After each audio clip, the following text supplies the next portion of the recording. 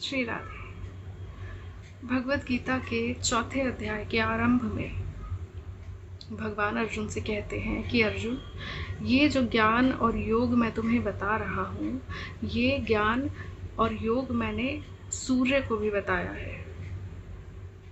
सूर्य ने अपने पुत्र मनु विवत्सु को ये ज्ञान बताया और मनु विवत्सु ने ये ज्ञान फिर राजा इक्ष्वाकु को बताया।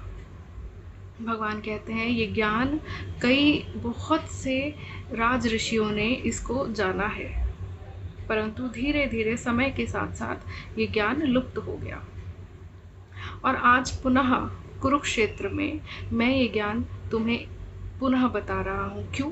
क्योंकि तुम मेरे प्रिय मित्र हो, मेरे प्रिय सखा हो, मेरे प्रिय भक्त हो। तो अर्जुन कहते हैं कि केशव, हम तो द्वापर युग में हैं और आप कह रहे हैं आपने ये ज्ञान सूर्य को बताया है। सूर्य तो बहुत ही पुरातन है, बहुत पुराने समय से है, तो फिर मैं इस बात को किस प्रकार जानूं कि आपने ये ज्ञान सूर्य को भी बताया है। तो भगवान कहते हैं अर्जुन, तेरे और मेरे आज से पहले भी कई जन्म हुए हैं जिन्हें तू नहीं जानता पर मैं जानता हूँ। तो अर्जुन कहते हैं कि भगवान, आप किस प्रकार जन्म लेते हैं, आपके जन्म का उद्देश्य क्या होता है और आपका जन्म दूसरे लोगों के जन्म से किस प्रकार भिन्न होता है। अर्जुन का जो ये पहला क्वेश्चन है कि आप किस प्रकार जन्म लेते हैं, इसका उत्तर देते हुए भगवान भगवत गीता के चौथे अध्याय के 7वें श्लोक में कहते हैं, this is one of the most popular verse of Shrimad Bhagavad Gita.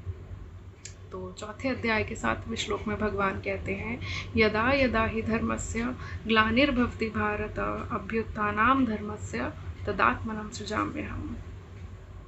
भगवान कहते हैं जब जब धर्म की हानि होती है, जब जब धर्म की हानि होती है और अधर्म बढ़ता है, तब तब मैं अपनी ही योग माया से स्वयं को रचता हूँ।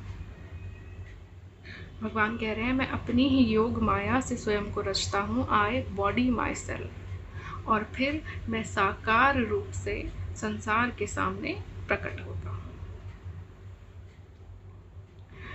इस श्लोक में भगवान ने अपने जन्म का, कैसे वो जन्म लेते हैं, कैसे वो स्वयं को रचते हैं, ये उन्होंने हमें बताया है। इसके अगले अर्जुन का जो अगला प्रश्न है कि आपके जन्म का उद्देश्य क्या है, ये हम नेक्स्ट वीडियो में शेयर करेंगे। तब तक श्री राधे।